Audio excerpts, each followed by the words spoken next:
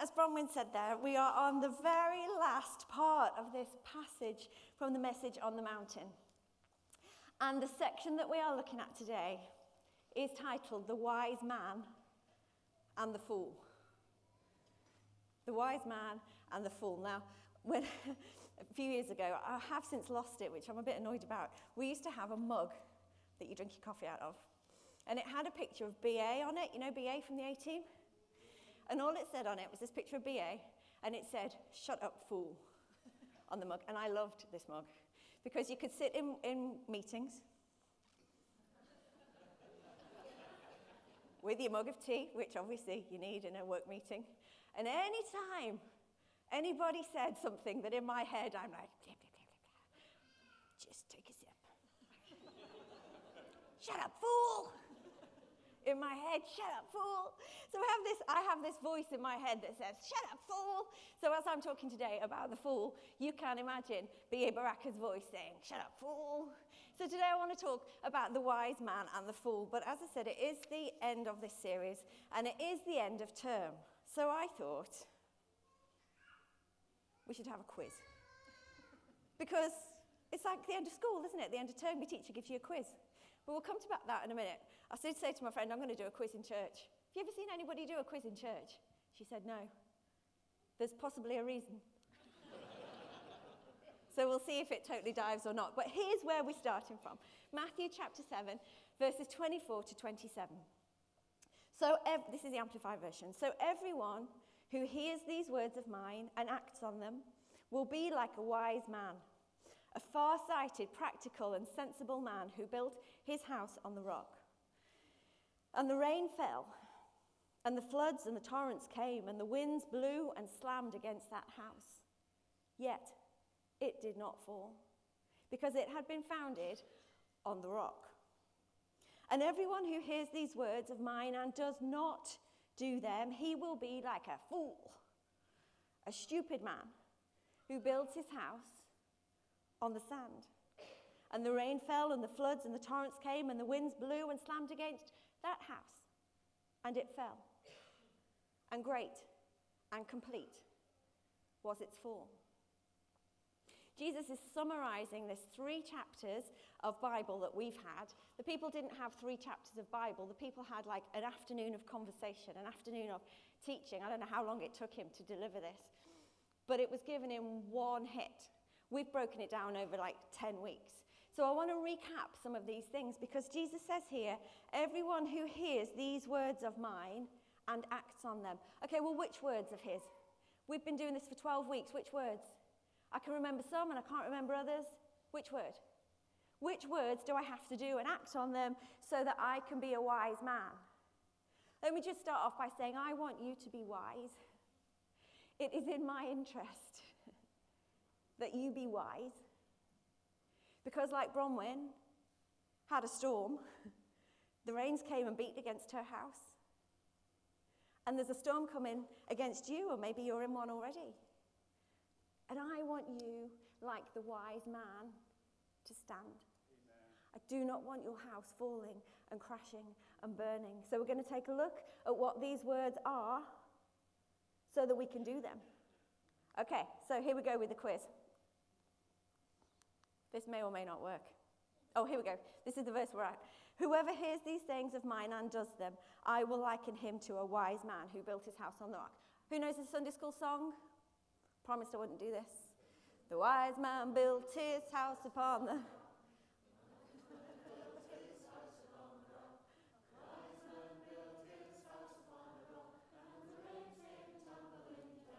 Okay, stop. That's cool. Okay, so you all get the point.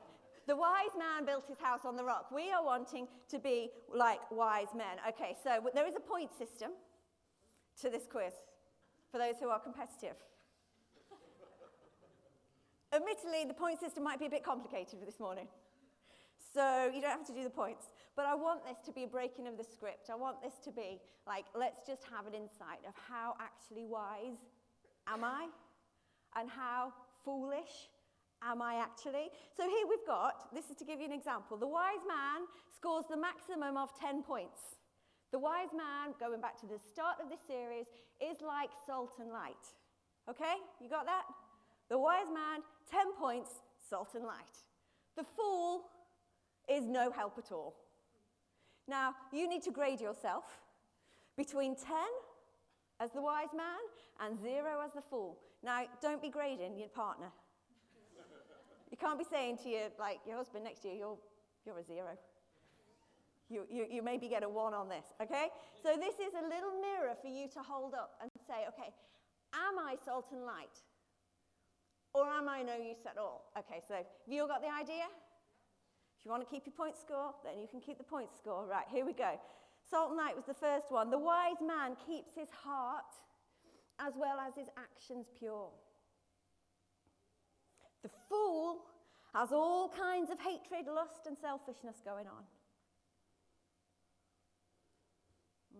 Give yourself a little score there. Next one. The wise man goes the second mile.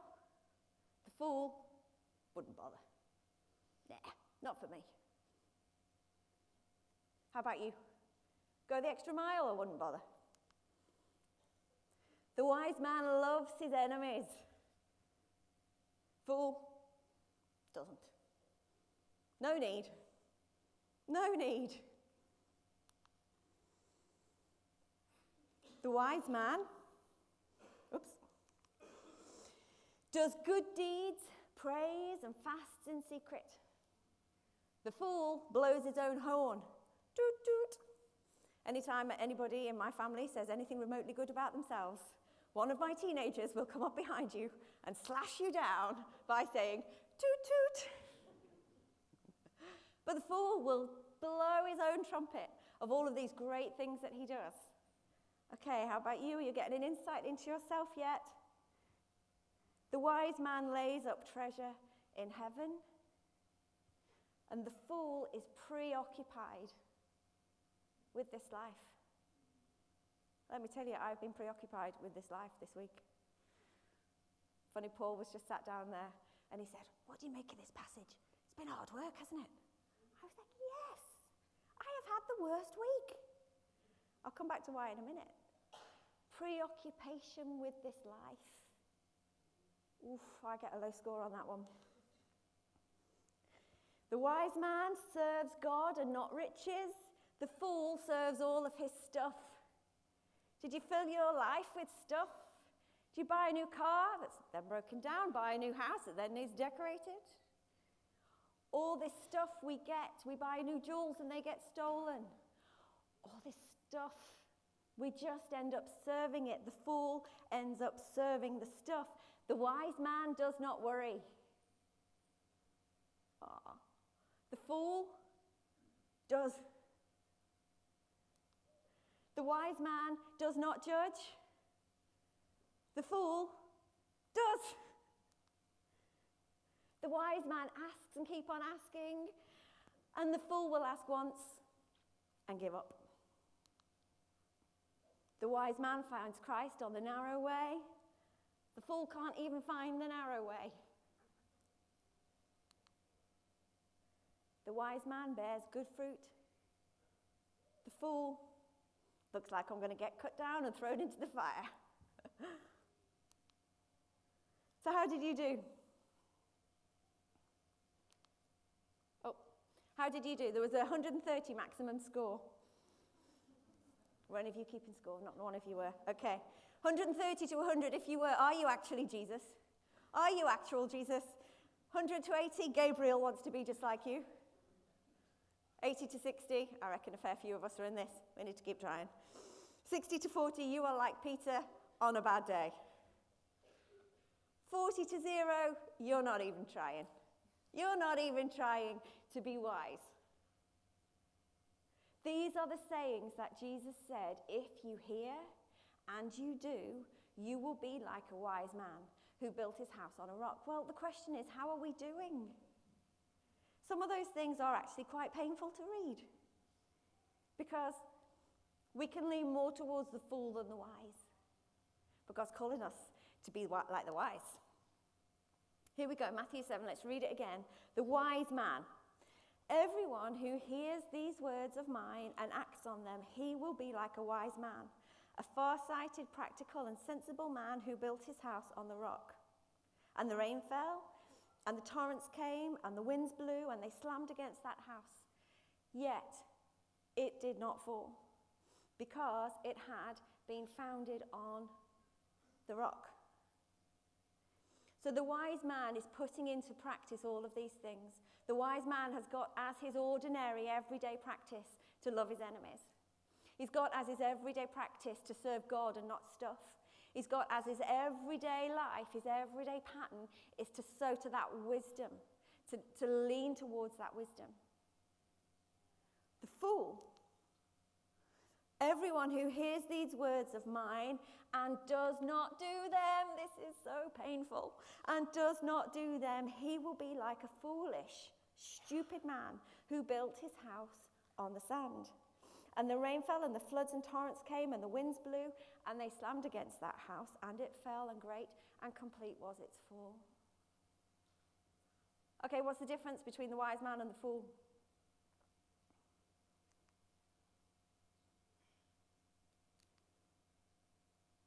The wise man hears and does. The fool hears and does not do.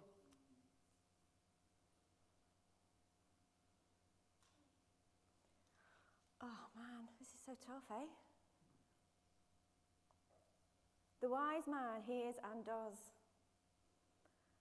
And the fool hears and does not do.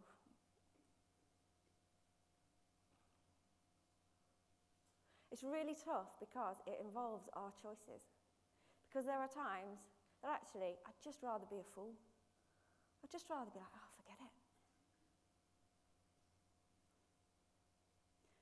But when the storm comes, am I going to thank myself for having not built on a firm foundation?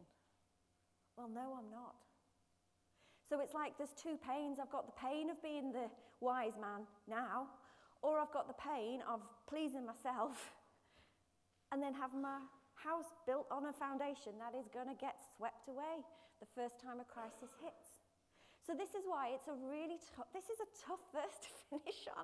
I was so cross with Owen for giving me this one. I was like, I've been like a cross woman all week. Why have I got to deliver this? Why? Because it hurts. Actually, there's some ways I'd just rather be foolish. And as we hold this mirror up to ourselves and we say, actually, where do I rate on the scale between wise and fool? Actually, I am scoring so low, I am actually a fool. That's tough. The fool hears and does not do. Come back to it. Therefore, everyone who hears these words of mine and puts them into practice is like a wise man who built his house on a rock. This is so much tougher than the Sunday school song. You know? This is hear and do. Hear and do. I don't want to do. That's the problem. I don't actually want to love my enemies. I don't actually want to be more interested in heavenly treasure than I am earthly treasure. I just want a new TV. And I want a nice car. And I want to go on holiday. Right?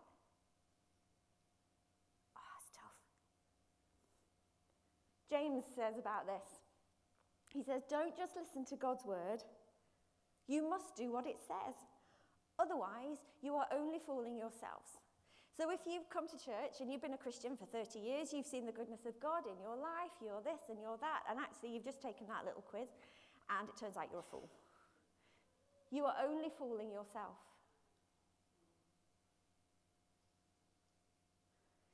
Goes on to say, James 1:23 says, for if anyone only listens to the word without obeying it. Okay, let's just stop there. So you come to church, you listen to the word, and you go out and you just carry on doing whatever you were doing. Without obeying it, he is like a man who looks very carefully at his natural face in a mirror. For once he has looked at himself and gone away, he immediately forgets what he looked like.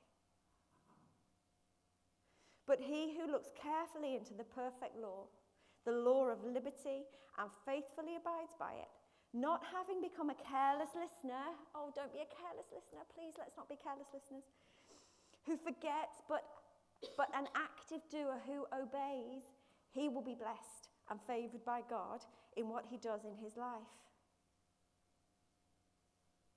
Let's read that from 25 again. He who looks carefully into the perfect law, so that's reading the Bible, the law of liberty, and faithfully abides by it, that's you and me, like actually doing what it says, not having become a careless listener who forgets. Is this ringing any bells today? No, nobody else in here other than me? Okay, I believe you. Who forgets, but an active doer who obeys. He will be blessed and favored. Okay, so we've got active doing and we've got passive listening.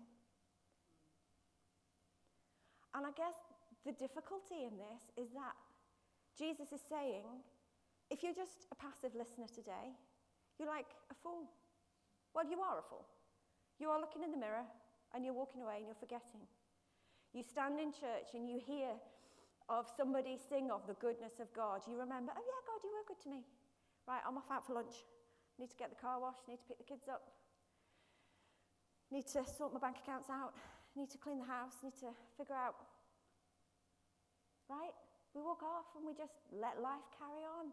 Jesus is like, no, stop.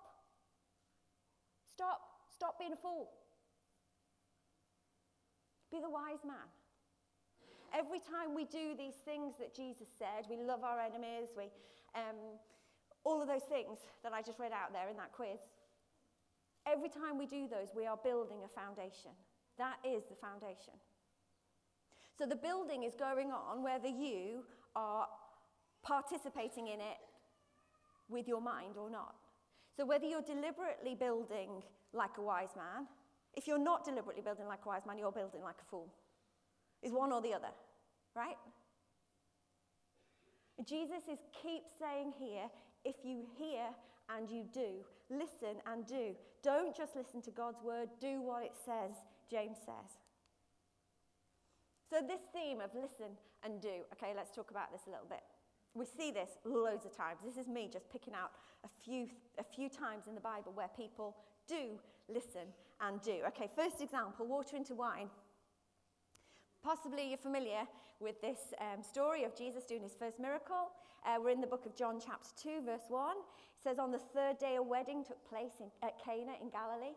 Jesus' mother was there, and Jesus and his disciples had also been invited to the wedding. When the wine was gone, Jesus' mother said to him, they've got no more wine. I don't know why she sounds like she's from Yorkshire in my head, but she does. They've got no more wine. Honestly, this could be happening in my house. Then Jesus, the son, turns to her and says, woman, why are you involving me? What has this got to do with me? Jesus replied, my hour has not yet come. His mother completely ignores him. I love this. She turns to the servants and says, do whatever he tells you. Jesus says, fill the jars with water. So they filled them to the brim. Okay? And then we know the miracle went on, that they had bottomless wine. Do whatever he tells you. Fill the jars with water. So they filled them to the brim. I feel like in my life, and in some of your lives that I'm familiar with, there is a little tug of war goes on between him saying and us doing. A bit like, go and fill the jars with water. I'm not filling the jars with water, you fill jars with water. Those jars are really heavy. I haven't got a trolley. Somebody else, go and get somebody else. Somebody come and fill these jars with water. No, you fill the jars with water. Who's going to fill these jars with water? I'm not filling jars with water. This is ridiculous. We'll just run out. Somebody go to the next village. We have this bit of chat between hearing and doing. But they didn't have the chat. He said, fill the jars with water. So they filled them to the brim. Next time we see this, listen and do, the blind man starts to see. John chapter 9 we're in now. It says, Jesus made some mud with the saliva. Lost some of you there. And put it on the man's eyes.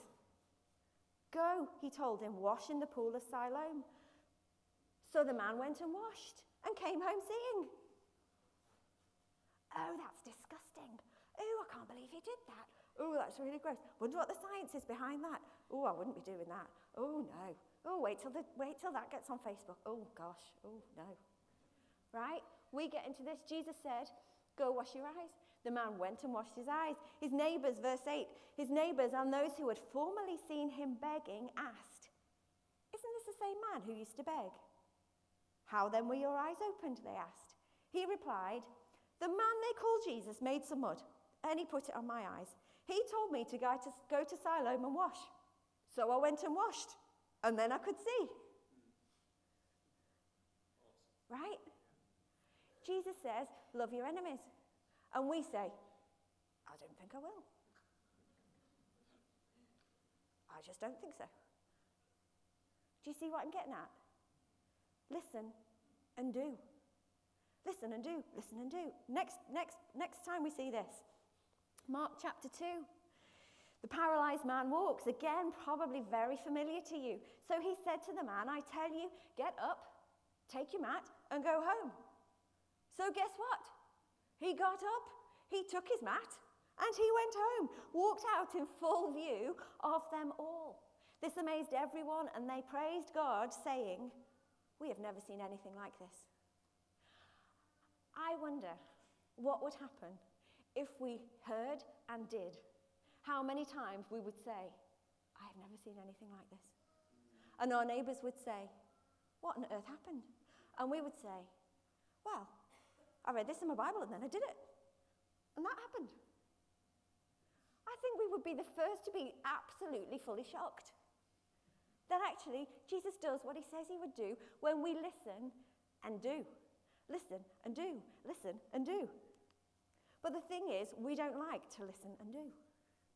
I know this because I also do not like to listen and do. My default programming is not listen and do. My default programming is listen and don't. Anybody else with me? Yeah. Listen and don't. So this week, I'm preparing this, and I've got a really bad spirit about the whole thing, let me tell you. I've had the worst attitude. I didn't want to do this. And I didn't want to do it because 2 weeks ago I spoke, and I was really annoyed that I've been put on the rota 2 weeks so quickly after each other. That was the first thing that annoyed me. Why would I be speaking 2 weeks nearly in a row? Owen is paid to speak every week, as far as I'm concerned. So why would I be speaking 2 weeks out of 3? Why would that be the case? So that's the first problem. Listen and don't is more my theme tune than listen and do. So that's my first problem, and kind of got worse from there, really. I didn't want to do it as well because I have to prepare. And to prepare, it takes time. And to be honest, I'd got an offer to go out for lunch and go riding my friend's horses. And I'd rather do that, if I'm honest. So here I am, sat at my kitchen table on Friday morning, on my day off, I might add, with a very bad attitude, reading in this Bible, in this passage that I've been given to speak on, nearly 2 weeks in a row, about how you should not store up treasure in earth, but store up treasure in heaven. Well, I'm not sure you really count horse riding and going out for lunch as counting treasure on earth, but that was what I would really rather be doing. And so on it goes. And then it becomes this tussle between me and my default program. Owen spoke last week. If you weren't here, get it and listen to it on YouTube or on the podcast. And he talks about how we naturally will go to our default. But the Bible helps us to, emergency, I don't know what the phrase is. He used some language I can't remember. Basically get out of your default. So I'm sat at my table with the worst attitude on Friday, and I can see that my default programming is not listen and do, it's listen and don't. And I need to get out of listen and don't. I need to get out of my automatic programming. That says, well, you should be doing this. There's plenty of other people that can do it. Why am I giving up my day off to do this? Right? I am sure I'm not on my own when I say that listen and don't is more familiar than listen and do. But the Spirit has given us a choice. He's given us power to make a choice. So when I sit there, I don't have to be stuck in this frame. To be fair, I did stay there for quite a while. I did quite enjoy a good moan. It's probably part of the problem, isn't it? We enjoy our bit of moan while we're there. But I've got a choice. Listen and do, listen and don't. Take your choice. Listen and do, listen or don't. And so many times we choose listen and don't. I'm happy listening and not doing. But the problem is that the storm is coming. So if I establish in my life a pattern that it is okay to listen and don't, it's okay to come to church, hear a message and walk out the door. It's okay to not love my enemies. It's okay to not care about setting up eternal treasure in heaven. It's okay to not do any of those things that Jesus has just told us. If I make it okay for me to just give that one a miss, that is becoming my foundation. So when the storm comes, and the storm is coming, it's me that ends up in a heap. It's me that has not established a way of living that is obedient and that is right and that is good and that is responsive to Jesus saying, Anne, I want you to go here. Because I've got 3 kids, right? And let me tell you, they can get really quickly into a habit of arguing. So you say, will you go and do this? No. The other day, my mum and dad are here today. You have to say hello to them later. You have to guess who they are. So you have to be friendly to everybody in case it's my mum and dad. So they'd come over. We'd not seen them in a few weeks. And they brought presents for the kids. So they brought them all this little chocolate orange. Love a chocolate orange. Good gift. So the older 2 put their chocolate oranges in the cupboard, in the snack cupboard, basically. Fair game for everybody to eat. The youngest one didn't. And I walk past his bedroom later and I see this chocolate orange on his mantelpiece in his bedroom. So I say to him, on your way downstairs, I'll take that chocolate orange and put it in the snack cupboard. And he looks at me and he says, no. And I said, why? He said, because it's mine. It's my gift. They gave it to me. And I don't have to share it if I don't want to. And I'm stood there and I'm like, well, fair enough. You're right. It is your gift. You don't have to share it. How many times do we do that? God's like, I gave you this gift to share. And we're like, no, choose not to. It's my gift. If I choose to share it, then I will. Look at that. And I'm like, this is terrible parenting. But actually, fair enough. Now, I will just finish the story by telling you there was some other stuff in the snack cupboard that he wanted for his dessert. So when he said, Mum, can I have a piece of your Toblerone? My response was, no, love, you've got your chocolate orange. Which he then said, if I put my chocolate orange in, can I have your Toblerone? Yes. So it came around. But our auto response is often listen and don't.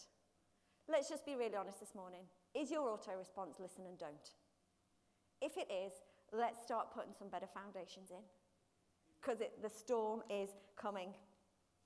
Now, let me just say that these instructions are not an anti-storm checklist. Sometimes we read through the Bible and we just want to minimize damage to our lives, right? So I was talking to a friend last week who is in the middle of a storm. Literally, the storm is raging against her life. The waters are rising. The wind is battering. She is in a terrible, terrible time. And she looks at me and she says, Anne, why is this happening? I've done everything. I pray, I give, I go to church, I volunteer on this team. Why is this bad stuff happening to me?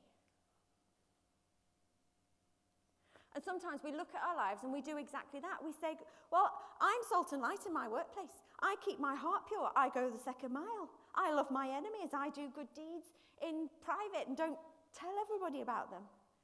I lay up my treasure in heaven. I serve God and not riches. I choose to not worry. I don't judge my neighbours, even though they deserve judging. And I'm always praying, why is this bad stuff happening to me? Jesus doesn't say that the bad stuff will not happen to you. He says, build your life on the rock, so when it does, you don't fall down with the storm. Now, loads of storms are able to be minimized by our actions. Actually, if we're doing a load of things, we're going to really reduce the amount of storms in our lives, which is good. But you can't control the other 7 billion people on this planet and what they do. Is it 7 billion? Oh, about 7 billion people on the planet, I think. Plenty more than we've got control over anyway. But you can control you. You can look at your own default. You can listen and do yourself. And that is my encouragement today. Listen and do. Listen and do.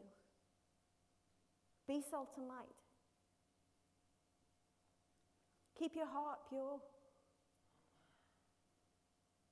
Jesus is really controversial, man.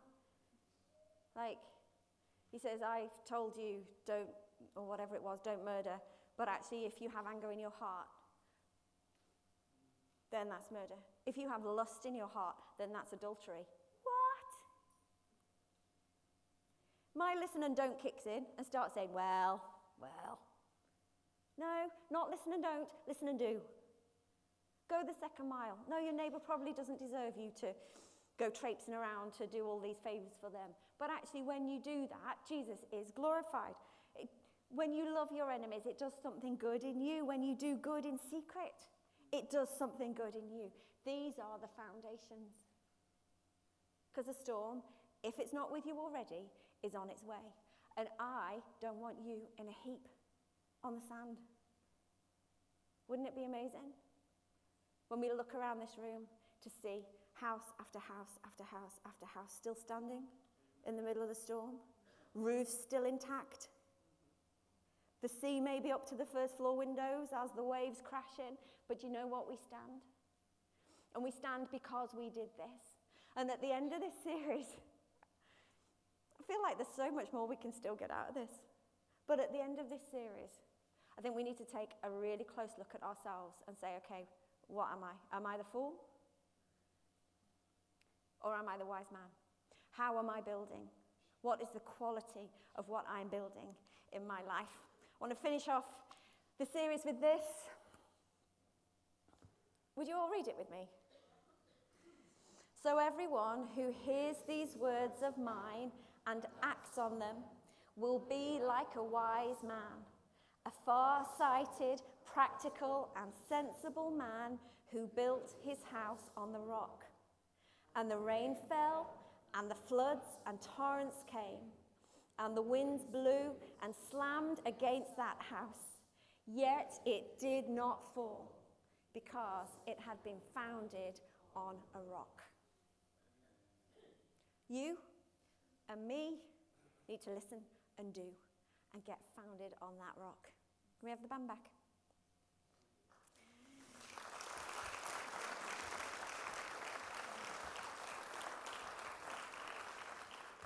Can we start with that song that you just finished on? That I can't remember that you've been so faithful. Yeah, good. We've got like 5 minutes left at the end of this service.